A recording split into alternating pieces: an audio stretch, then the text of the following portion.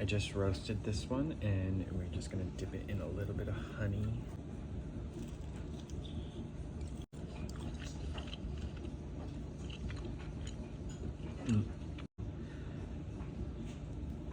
It almost feels like melted cheese,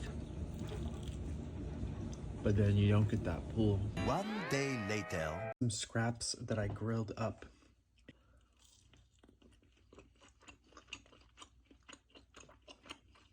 The texture slightly changes. It's still chewy, but it's like also be really good in like soy sauce or like a chili crunch or something if you want something a little bit more savory. These were going a little dry, so it's perfect just to grill them.